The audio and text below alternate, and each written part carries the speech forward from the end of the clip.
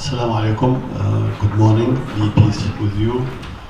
Uh, as Julie has mentioned, most of my work are an OBGYN, but my faith called me to action because some concepts in Islamic faith has not been fully understood, and not too many of our leadership, or what we call them imam, or the scholars of faith, are well versed in English language. So I studied deeply and became one of those who consider himself like sort of a scholar or expert in faith and interfaith groupings. I'm glad to be here, and I thank you for inviting me to speak about trauma responses and management. And I'm going to lay down some of the concepts of Islamic faith on which our response to trauma will be based. And I leave the details of the questions for the session of question and answer. The first concept in Islamic tradition is that man has fate designated by Allah the Creator before he was born. Meaning that before man is born, he already written in his book he will live for such an age, he will be rich or poor, he will be married or have children. All this wealth and things are already written in his book. Problem is that he doesn't know that. So if anything happens, then it's understood that this is our fate. This was going to happen.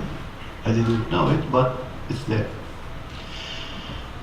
Second concept, since we are going to die, so this life becomes a transient period for another life, what we call the hereafter or al-akhirah. So you are a passenger in a train, and you stop on each station in your way to exit, and then you will live the hereafter full life. So whatever you get in these stations, whether it's bad or good, happy or miserable, you have to pass through it, hoping that at the end of the station, when you exit this life, you will have a better life and happy hereafter, as we say. Now, the third concept is that since all these are prescribed, and since going to happen to you, then what's the value of being punished, or have a trauma, or have untoward effect in this life? It's what we call it a test. A test from Allah, the Lord. That how will you react for such things? Are you going to protest and say, this should not happen to me because I am so and so? Or are you going to say, well, this may be a sort of punishment because I did something wrong. So I look into my action, where did these things go out of the way? Or you would say, well, this is my fate, and I'll accept what Allah has given to me or did not give me, and I will go forward from there. This is being delineated so eloquently in our Quran, the Holy Book, when He describes the untoward effect of man-made mistakes, which you are responsible for, or God-made disasters. The two concepts that individually will be affected, and the community in general or the nation in general will be affected. like the natural disasters. That could be self-made, or could be a test from God. Hey, wake up, guys. Something is going wrong from your own actions. You better put it back. So all these natural disasters, what we call climate changes, which everybody now is talking about as man-made, is already there. It's a sign from the Lord that people wake up. I gave you this earth so that you cultivate it, you work it, but within your limits, within your jurisdiction, not overdo it. And if you do it, that's what you get. Meanwhile, if personal trauma happened to you, your response would be, did I do something wrong? And if I did, how am I going to fix it? And if I did not do something wrong, then it is a test from Allah who is going to say, what's your response? Are you going to accept it and move forward? Or are you going to blame me and become rebellious and say, this shouldn't happen to me, I'm not going to buy it, and then you become disarray. The fourth concept is that you might think a bad thing happened to you is really bad for you. But in the long term, it might be for your best interest. And we could see it, examples of life, on personal level and on national level. On personal level, when you get divorced, of course, in general, that means it's a bad thing. But 10 years from the divorce, you find another man who is more responsible, more affectionate, or a woman who is more responsible, more affectionate, and you put life together, and the trauma which has been tremendous for you became, wait, what a blessing. So it's not, at the end, is as bad as what you thought in the beginning. And our traditions is full of the stories like that. Within the Bible, within our Quran, within the stories of the prophets, which we are familiar with, from Joseph to Moses to Jesus to Muhammad to Lot to Elias, all those who had suffered while they were prophets, and at the end they persevered. They were there. So they are teaching us how to think, and that not everything which you think is bad is really bad. Now, response for a trauma by being sad or affected is part of the normal bereavement in Islam. So it's advisable to grieve. Don't keep things inside. And that's important because, people, they try to keep themselves out of touch and deny what's going on, and trying to forget what happens to them, or suppress it and put it in the back of the mind. But Islam encourages Muslims to show their grief within limitation. If it becomes exaggerated, over response, then that becomes pathological. It's not anymore normal. And example for that is the Prophet himself, our Prophet Muhammad sallallahu alaihi wasallam. He lost his child, and when he approached him and carried him, he cried. Now the companions asked him, even you, our beloved Prophet, you know he's going to die, you know he's going to the hereafter, you're not going to meet with him some other time. So why cry? At a time when men, quote unquote, do not cry. I don't know where did we get this tradition. He did cry.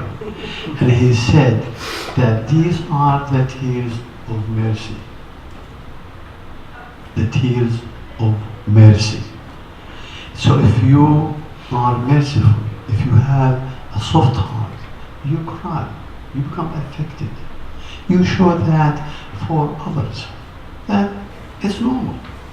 It's not unusual that to show that grief and it's okay.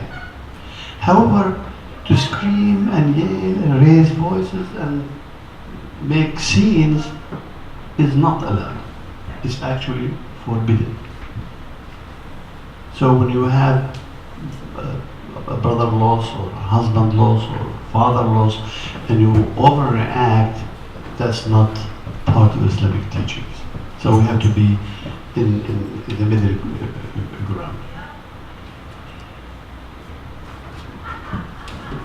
Now, in order to cope with calamity, whether personal loss or wealth loss or somebody's dying or collective trauma, which we are seeing overseas from millions of people who have been killed in war, or those who are with terrorist activities, with disasters from malnourished, malnutrition, no food, natural disasters. These are all trauma, although we are not directly affected by it, but still it's there. Because in Islam, the concept of individualism is not very well clear. It's not advocated for. It's the collective action of the community which is important. The welfare of the community is more important than your own. A lot of examples on daily practice that we are doing to prove that point. That the Prophet has said the community is like a building, it's like a wall. All bricks are together. If one brick is out, there's a defect in that wall. So take care of your community, take care of your neighbor. And daily prayer, we have 5 prayers a day. You could do it anytime, whatever you want, individually. But as a better gesture, we have it in the mosque 5 times a day as a group. So the committee will get together 5 days a day at a specific time. So they will pray together. Now those who cannot make it on daily basis, then on Friday, the sermon on Friday is midday, and now the whole community comes to practice that prayer together. To make it even further, we have 2 feasts or festivals. These are after the Ramadan fasting season. Then not only the community, the communities get together and meet in a park and make the prayer in the park. We talk about 10,000 people, 15,000 people all together. Now the culmination of this group or this unity or this nation comes on the Hajj, the pilgrimage, when 3.5 to 5 million people will be in one place in Mecca at a specific time, all together, having the same uniform, the same calling for help or answer for the call of God, all together, collectively. So the importance of the community is part of our tradition. The first thing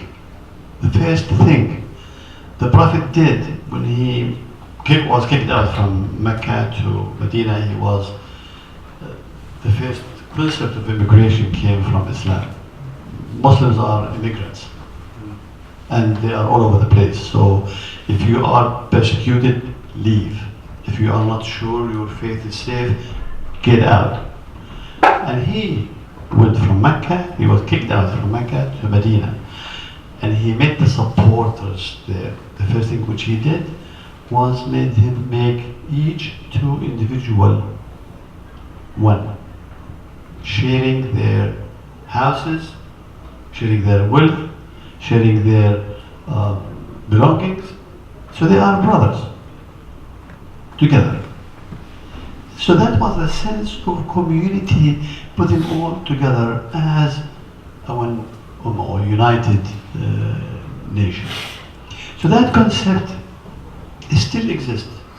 And that's why no wonder when people come from as immigrants from the Middle East or from North America or North Africa or Southeast Asia, they come to their people.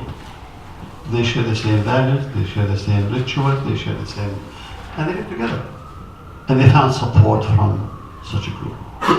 And I guess I have limited time. Okay. So these are, so the community is important in the Islamic tradition more than the individual. Yes, your individual needs is there, but if it contradicts the community interest, then the community comes first. Now, so as a community, then we get together when a trauma happens. So individually, when, say, somebody passed, the first thing people come, they bring the coffin, they bring it to the mosque, and everybody comes and pray for the deceased. They ask for his resurrection, dua, that he will be blessed and he will be attaining, paradise and be forgiven for his sins. And if somebody will pass by and he knows there is a funeral, he should stop by and participate. And if cannot participate, then he's sitting, he should stand up as respect for that funeral. Following that, for 3 days, the community get together, the immediate family, the friends, those who knows, in one place, and there they will have food.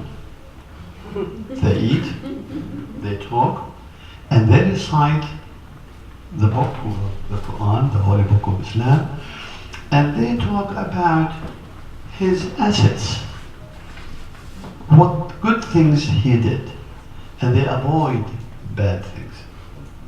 So that gives a support for the immediate family. They will not let them cook for 3 days.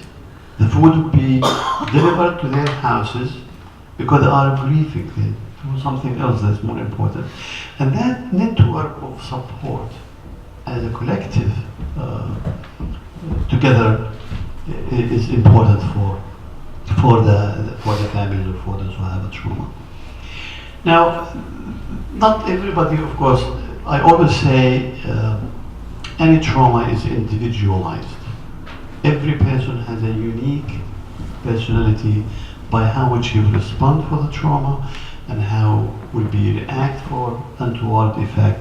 And knowing that, then you could cater to his needs accordingly. As an imam or the leaders of the community, when things happen, then we inform each other there is a funeral, or there is somebody who's in jail, or somebody went to the hospital for sickness. And as a group, we go together and visit him in the hospital. And in the mosque, on Fridays or on the prayer time, we ask Allah forgiveness for him or healing. And a lot of people who comes to me and the Imam and say, Mr. So-and-so has been hospitalized, can you ask for forgiveness or for healing? So the people will know why is he missing, why he is not attending the prayer, and ask Allah for supplication that he will feel better. So part of the community reaction for untoward effects is getting together and support that individual, whatever trauma he has. I'll leave it up to here, and then I'll be answering further questions and with the time. Thank you.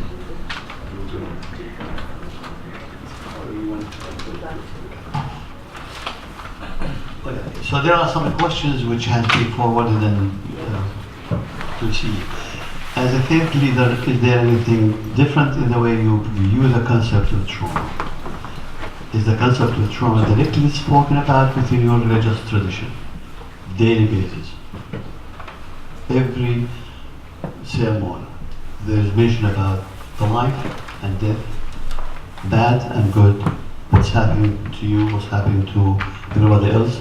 So these inevitable events, unavoidable sometimes, so we talk about it. And it doesn't come as a surprise for any members of the congregation. What a trauma, personal or collective, do you feel most impact the lives of the people in your community of faith? Our community is affected by two things, war and refugees. That's what we all hear every day. So we always support it whether by donations or by speaking about it or by getting together in different formats, whether reaching out to the politicians or reaching out to the interfaith community. But war and refugees is the major issue which we are facing in our community in New York or in our village and downtown. Are there any aspects of your faith tradition that may have been a source of trauma to some? I couldn't answer this question. I don't find any traditions which I'm ashamed of or put me in trauma or in trouble. I try to ask, say, my wife, she's a hijabi, said, does the hijab mean to you if you walk on the street, is it a trauma? And contrary, what I found is that the hijab women are now more forceful and more show off. I am here to give my faith. So it's not a source of trauma.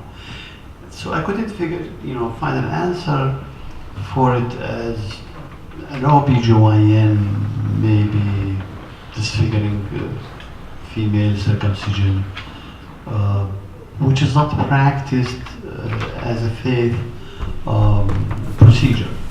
It's not like everybody will agree with it. But in certain communities, maybe in South Sudan and South Egypt, maybe it's practiced something like that. But otherwise, I couldn't figure out a clear answer for that. Where do people in your tradition first turn for help? What role do you and other faith leaders in your tradition play in helping people cope with trauma? Of course, the imams or the leaders of the mosque, they will be approached. The elderly of the community, they will be approached. And believe it or not, the wealthy, the rich people, the one who has the money, they will be approached because you might need a sort of help for an orphan whose father has died and there's no means by which they will survive and continue. So we have a sort of fund for that purpose, and a group of dedicated people who are wealthy will do that. What are people not seeking help for, and what are the barriers? That's two things which we always talk about: drugs and mental health issues. Someone who is drug addicted, his parents will be the first one to shelter him and does not admit he does it and try to protect him because it's a shame on the family. And even if he passes away overdose, they are ashamed to ask people to pray for him because this is considered like a self-made, self-inflicted issue. We're trying to change that attitude by telling the people that drug addiction is not man-made, it's not self-made, it's a disease of the brain which has to be treated as such, like alcoholism or HIV or diabetes or hypertension. chemical changes in the brain, which we have to deal with so that he will be out of the drug treatment. Mental issues also is a taboo. Nobody wants to admit their daughter is bipolar or she has seizures or even just epilepsy, because they feel that her future will be not great and people will be shy to say that. And again, we are approaching that also by education for the people. So I think these are the two issues which are there. The barriers for that, of course, we do lack the language.